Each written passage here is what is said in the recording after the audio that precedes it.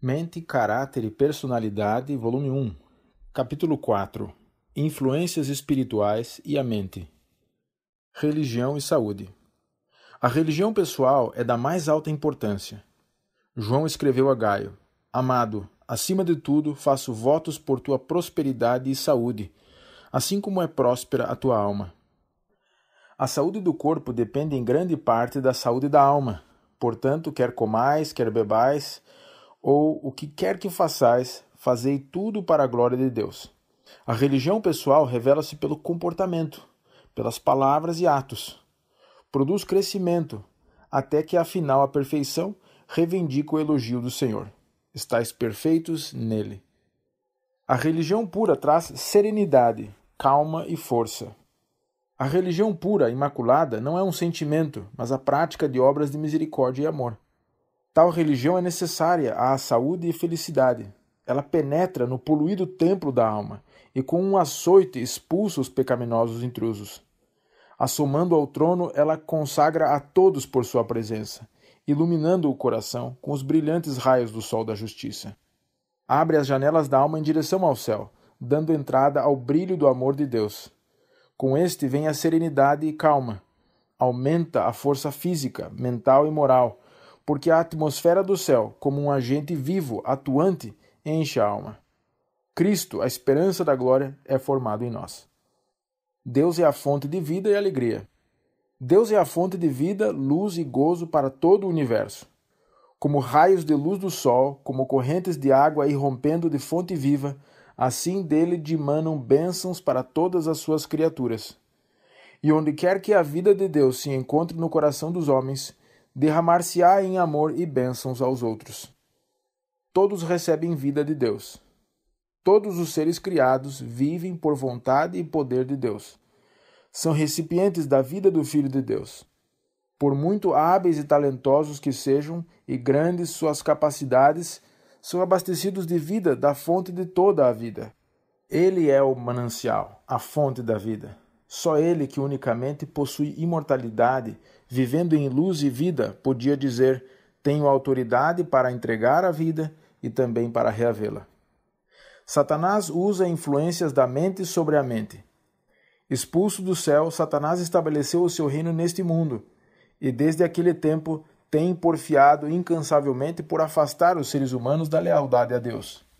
Usa o mesmo poder de que se serviu no céu, a influência da mente sobre a mente. Os homens tornam-se tentadores dos semelhantes. Acariciam os fortes corruptores sentimentos de Satanás e exercem um poder dominante, coercivo. Sob a influência desses sentimentos, os homens ligam-se entre si, formando confederações, em sindicatos e sociedades secretas. Há em operação no mundo forças que Deus não tolerará por muito tempo mais. O estudado propósito de Satanás de empregar faculdades para finalidades egoístas. Satanás tem redes e laços, como os laços dos passarinheiros, todos preparados para apanhar as almas. É estudado o desígnio seu que os homens empreguem as faculdades que lhes foram dadas por Deus para fins egoístas, de preferência entregá-las para a glória de Deus. Deus deseja que os homens se empenhem em trabalho que lhes traga paz e alegria, e lhes produza proveito eterno. Satanás, porém, quer que concentremos nossos esforços no que não aproveita, nas coisas que perecem com o uso. A transgressão não trouxe uma nova ordem de energias e paixões.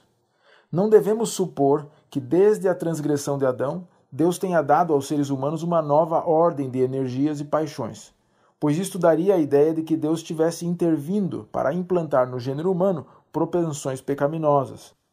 Cristo iniciou sua obra de transformação logo que o homem transgrediu, a fim de que, pela obediência à lei de Deus e fé em Cristo, eles pudessem reaver a perdida imagem de Deus. Cada qual tem de escolher uma das duas bandeiras. Aqui se dará o grande desfecho, aqui estão os dois grandes poderes confrontando-se, o príncipe de Deus, Jesus Cristo, e o príncipe das trevas, Satanás. Aqui se ferirá o conflito aberto. Só há no mundo duas classes, e cada ser humano se alinhará sob uma das duas bandeiras, a bandeira do príncipe das trevas ou a bandeira de Jesus Cristo. O pecado afeta o ser todo. O pecado afeta o ser todo, Assim também se dá com a graça. É o coração obstinado que tem rebaixado as faculdades da alma. Todos quantos quiserem aprender a ciência da salvação precisam ser submissos estudantes na escola de Cristo, para que o templo da alma se possa tornar a morada do Altíssimo. Se quisermos aprender de Cristo, a alma precisa esvaziar-se de todos os seus orgulhosos bens, para que nela Cristo imprima sua imagem. A cruz confere à mente humana o devido nível. Que dá à mente humana o devido nível? A cruz do Calvário. Olhando a Jesus, autor e consumador de nossa fé, todo desejo de glorificação egoísta é lançado por terra. Ao termos a devida visão, vem um espírito de humilhação do próprio eu, que promove abatimento e humildade de espírito.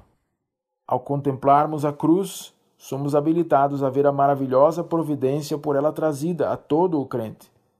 Deus em Cristo, devidamente visto, nivelará o orgulho e exaltação humanos. Não haverá exaltação de si mesmo, mas verdadeira humildade. O homem torna-se completo em Cristo. Cristo traz seus discípulos em viva comunhão com ele e com o Pai. Mediante a operação do Espírito Santo na mente humana, o homem torna-se completo em Cristo Jesus. A união com Cristo promove um laço de união entre uns e outros. Esta união é a mais convincente prova ao mundo da majestade e virtude de Cristo e de seu poder de tirar o pecado. Só Deus pode elevar o homem na escala do valor moral. O valor do homem, tal como Deus o estima, é por sua união com Cristo, pois Deus é o único ser capaz de elevar o homem na escala do valor moral pela justiça de Cristo. A honra e a grandeza mundanas valem simplesmente aquilo que o Criador do homem lhes atribui. Sua sabedoria é loucura, fraqueza a sua força. O egoísmo e seus frutos. O egoísmo é a essência da depravação. E, devido a se terem os seres humanos submetido ao seu poder, o que se vê no mundo é o oposto à fidelidade a Deus. Nações, famílias e indivíduos estão cheios do desejo de fazer do eu um centro. O homem almeja governar sobre os seus semelhantes. Afastando-se de Deus e dos semelhantes em seu egoísmo, segue suas irrefreadas inclinações. Age como se o bem dos outros dependesse de se submeterem à sua supremacia. A vitória pode ser alcançada. Mediante o cultivo de justos princípios, pode o homem alcançar a vitória sobre a tendência para o mal. Se ele for obediente à lei de Deus, seus sentidos não continuarão por mais tempo torcidos e deformados. As faculdades não são por mais tempo pervertidas e esbanjadas por se exercitarem em objetivos que são de molde a levar ao afastamento de Deus. Mediante a graça concedida pelo céu, as palavras, os pensamentos e as energias podem ser purificados. Pode formar-se um novo caráter e ser vencido o vil pecado. Mente vacilante, começo da tentação. O começo de ceder à tentação está no pecado de permitir que a mente vacile. Seja incoerente com a vossa confiança em Deus. O maligno está sempre à espreita de um ensejo para desfigurar a Deus e atrair a mente para o que é proibido. Se ele puder, fixa-la-á nas coisas do mundo. Procurará excitar as emoções, despertar as paixões, firmar as afeições no que não é para o vosso bem. Pertence-vos, porém, manter toda a emoção e paixão sob domínio, em calma sujeição ao entendimento e à consciência. Então, Satanás perde o poder de controlar a mente. A obra a que Cristo nos chama é a de vencer progressivamente o mal espiritual em nosso caráter. As tendências naturais devem ser vencidas. O apetite e a paixão precisam ser dominados e a vontade inteiramente posta no lado de Cristo. Ninguém precisa perder a esperança por motivo de tendências herdadas. Satanás está sempre alerta para enganar e desencaminhar. Ele usa todo o encantamento para atrair os homens para a larga estrada da desobediência.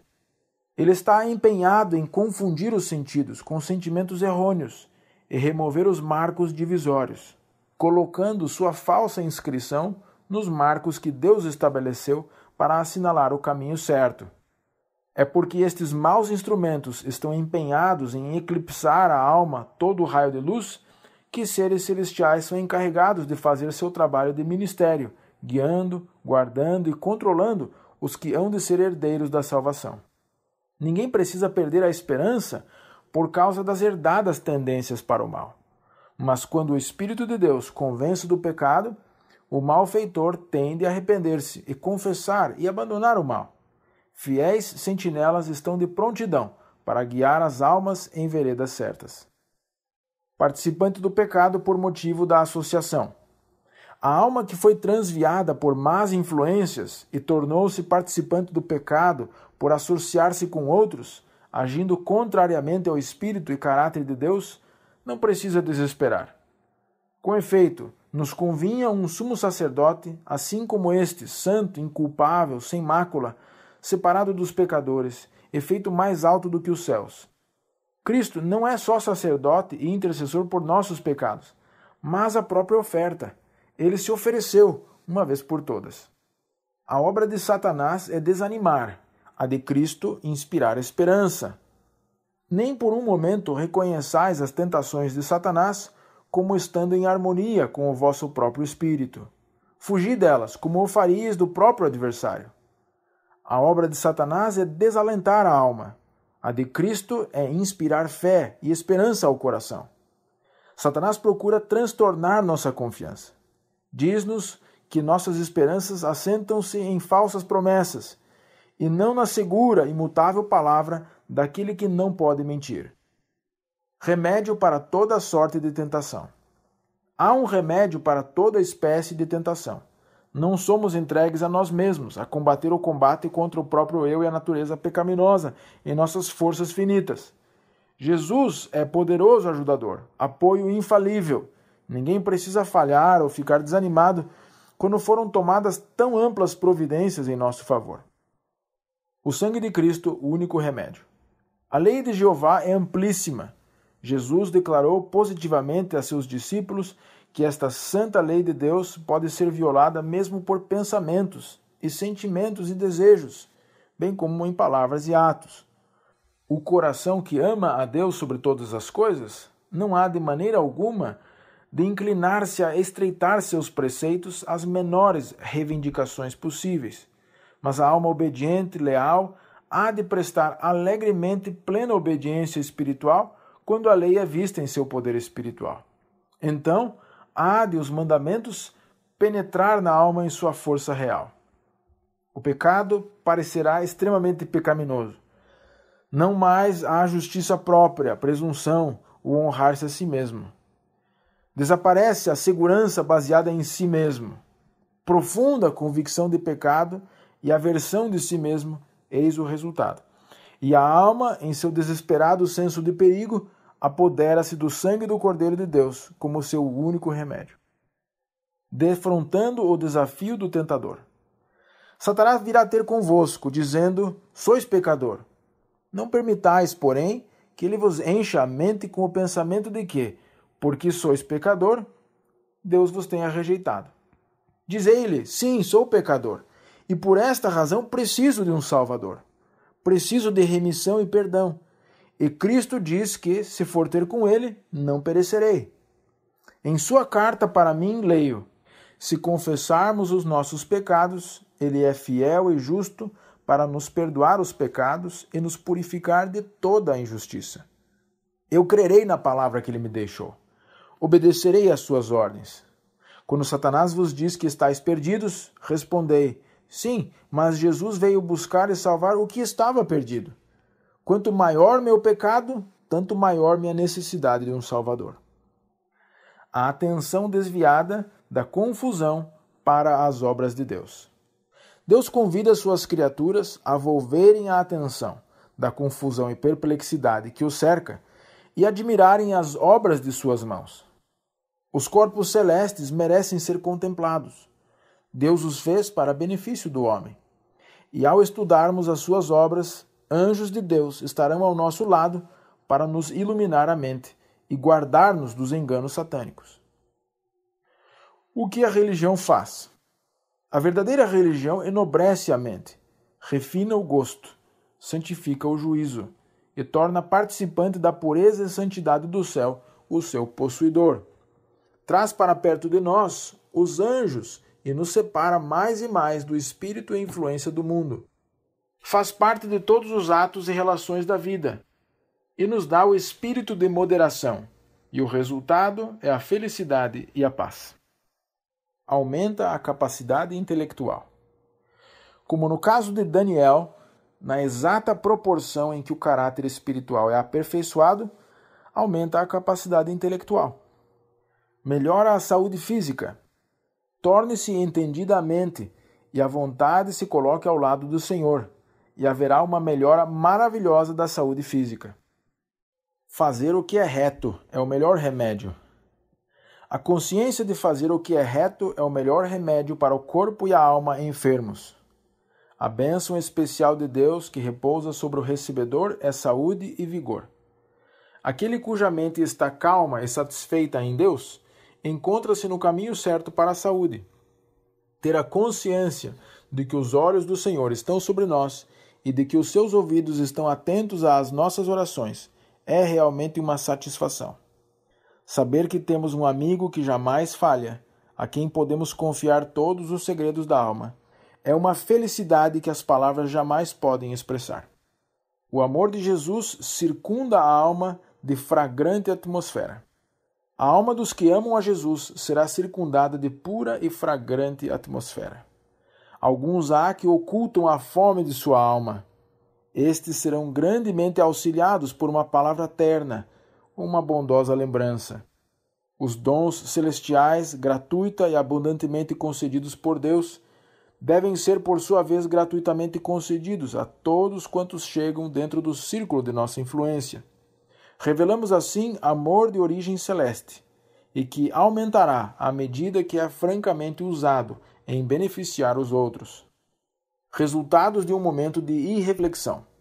Uma salvaguarda removida da consciência, a condescendência com um só mau hábito, uma única negligência das altas reivindicações do dever, pode ser o princípio de um procedimento de engano que vos passará para as fileiras daqueles que servem a Satanás, enquanto estais o tempo todo professando amar a Deus e a sua causa. Um momento de irreflexão, um só passo errado, pode volver toda a corrente de vossa vida para a direção errada. Deus não opera milagre para evitar a má colheita. O Senhor manda-nos advertências, conselhos e repreensão para que tenhamos oportunidade de corrigir nossos erros, antes de se tornarem nossa segunda natureza. Mas, se recusarmos a ser corrigidos, Deus não intervém para frustrar as tendências de nosso próprio procedimento. Ele não opera milagre para que a semente semeada não germine e produza fruto. O homem que manifeste uma infiel audácia ou uma obstinada indiferença para com a verdade divina estará apenas colhendo o produto de sua própria sementeira. Essa tem sido a experiência de muitos. Ouvem com estoica indiferença as verdades que outrora lhes comoviam a alma. Semearam a negligência, a indiferença e a resistência à verdade. E tal é a colheita que recolhem. A frieza do gelo, a dureza do ferro, a impenetrável e insensível natureza do granito, tudo isto encontra um paralelo no caráter de muitos professos cristãos. Foi assim que Deus endureceu o coração de Faraó. Deus falou ao rei egípcio pela boca de Moisés, dando-lhe as mais impressionantes provas do poder divino. Mas o monarca recusou obstinadamente a luz que o teria levado ao arrependimento. Deus não mandou que um poder sobrenatural endurecesse o coração rebelde do rei. Mas, como Faraó resistisse à verdade, o Espírito Santo se retirou, e ele se deixou ficar nas trevas e incredulidade que preferira. Pela persistente rejeição da influência do Espírito, os homens se desligam de Deus. Ele não tem em reserva instrumento mais poderoso para iluminar-lhes a mente. Nenhuma revelação de sua vontade pode alcançá-los em sua incredulidade, moldando nosso ambiente em vez de ser moldados por ele. Há males que o homem pode atenuar, mas jamais remover. Ele deve vencer os obstáculos e formar seu ambiente, em vez de ser por ele moldado. Ele tem margem para pôr em prática seus talentos, pondo ordem e harmonia onde há confusão. Nesta obra pode ele ter auxílio divino, se o reclamar. Não é deixado a lutar com suas próprias forças contra as tentações e provas. Foi autorizado a ajudar um que é poderoso. Jesus deixou as cortes reais do céu, sofreu e morreu num mundo degradado pelo pecado, para que pudesse ensinar o homem a passar pelas provas da vida e a vencer as suas tentações. Aqui está um modelo para nós. Deus deseja que a mente se renove. Deve ser varrido o lixo dos princípios e práticas duvidosos. O Senhor deseja que o entendimento seja renovado e o coração cheio dos tesouros da verdade. Tratar judiciosamente com mentes diversas. Todos nós precisamos estudar o caráter e maneiras a fim de que saibamos lidar judiciosamente com mentes diversas e podermos envidar os melhores esforços para ajudá-los a compreender a palavra de Deus e levar uma verdadeira vida cristã. Devemos ler a Bíblia com eles e desviar sua atenção das coisas temporais para seus interesses eternos. É dever dos filhos de Deus ser missionários seus, tornando-se familiarizados com aqueles que carecem de auxílio. Se alguém está cambaleando sob o peso da tentação, seu caso deve ser considerado cuidadosamente e tratado prudentemente, pois seu interesse eterno está em jogo, e as palavras e atos dos que trabalham em seu favor podem ser um cheiro de vida para a vida ou de morte para a morte. Inflexível princípio assinala os discípulos de Jesus. Inflexível princípio assinalará a direção dos que se assentam aos pés de Jesus e dele aprendem.